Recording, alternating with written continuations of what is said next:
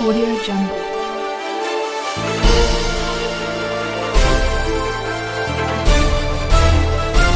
Audio Jungle.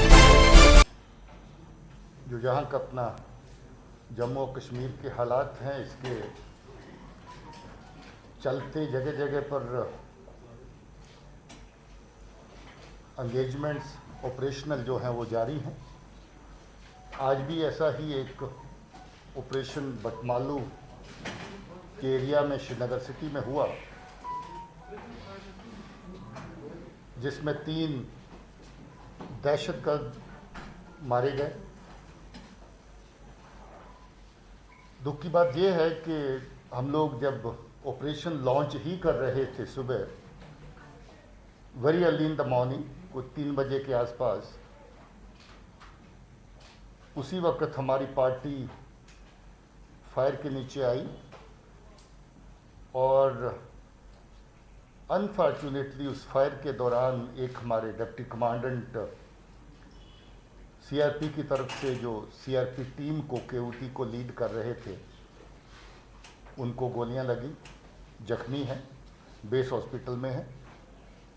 और साथ ही एक महिला कौंसल रियाज जो उस वक्त उसी स्पॉट पे थी, उसको भी एक्सचेंज ऑफ फायर के दौरान गोली लगी और अनफॉर्चुनेटली उसकी डेथ भी हो गई। हमें बड़ा दुख है इस बात का कि एक सिविलियन की जान इसमें जाया हुई।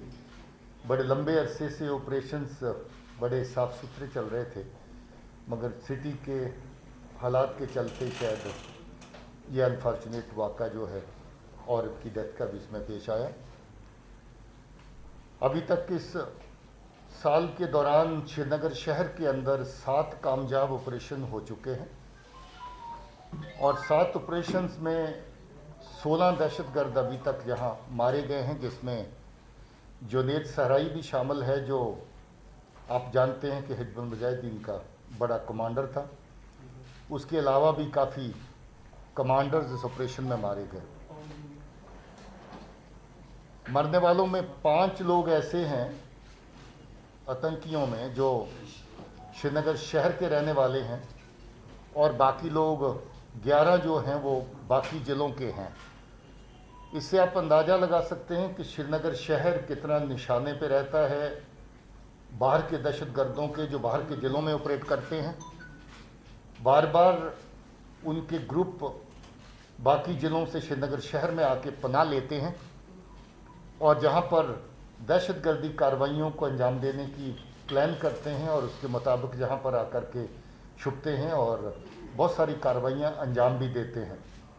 आपको याद होगा जहां नौगाम में हमारे पुलिस के 2 जवान शहीद हुए, एक नाके के ऊपर 14 अगस्त को फायरिंग हुई।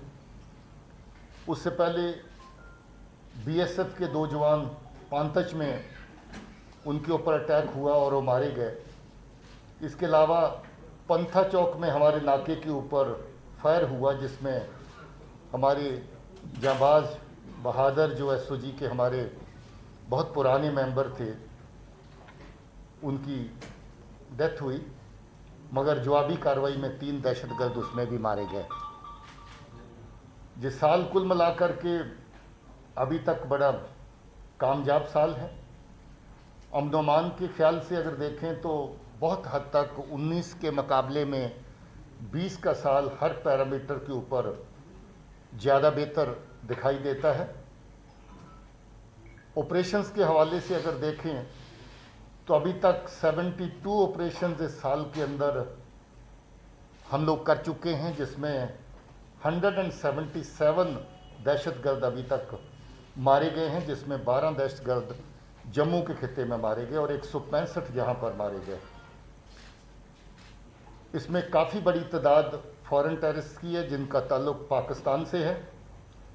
इनमें 22 टेररिस्ट जो हैं वो अभी तक जो मारे गए हैं वो पाकिस्तान से जुड़े हुए फॉरेन टेररिस्ट हैं।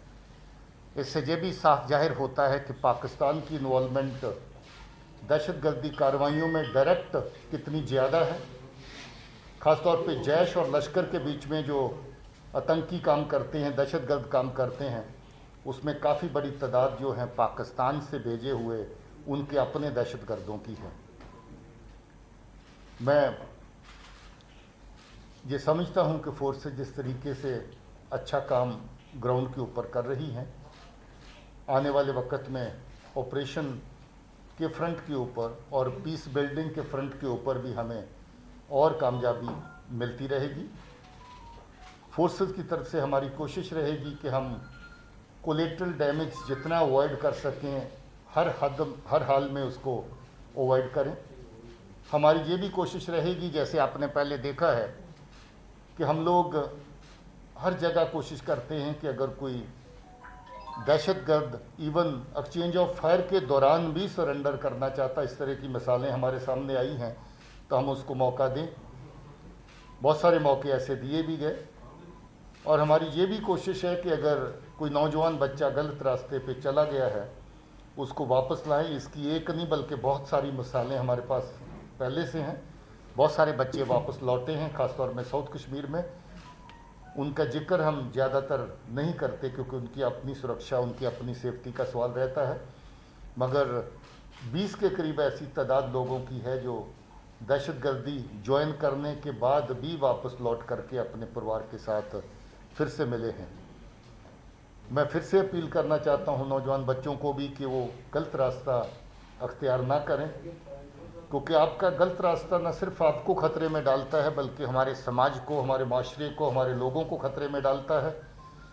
जहाँ जहाँ दहशतगर्द की गोली पहुँचती है, बंदूक पहुँचती है, जहाँ जहाँ दहशतगर्द का ग्रेनेड पहुँचता है, वहाँ जान माल का नुकसान किसी न किसी सूरत में ज़रूर होता है।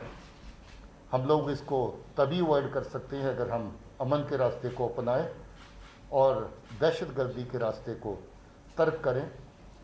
मैं समझता हूं कि पाकिस्तान की तरफ से कोई भी कोशिश जाया नहीं की जा रही। जहां भी वो हमारे लोगों को वर्गला सकते हैं, हमारे नौजवान बच्चों को गलत रास्ते पे डाल सकते हैं, वो हर तरह की कोशिश करते हैं। नई नई तंजीमें खड़ी करने की कोशिश फिर से हो रही है। अल बदर को फिर से ज़िंदा करने की बात हो रही है। PAFF जैसी तंजीमें नहीं आ रही हैं।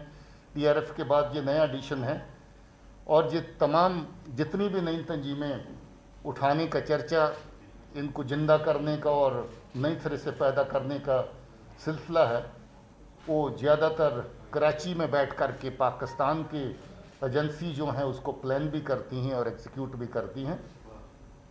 हम सख्त मजम्मत भी करते हैं इस तरह की कार्रवाइयों की, और हम समझते हैं कि हमारे बच्चों का जो अपना हक है अपने आप को बिल्ड करने का, अपने कैरियर्स को बिल्ड करने का, अमन और शांति में रहने का, हमारे लोगों का जो हक है, उसके साथ बहुत बड़ी हद तक इंटरफेरेंस जो है पाकिस्तान और उसकी एजेंसीज की तरफ से होती है।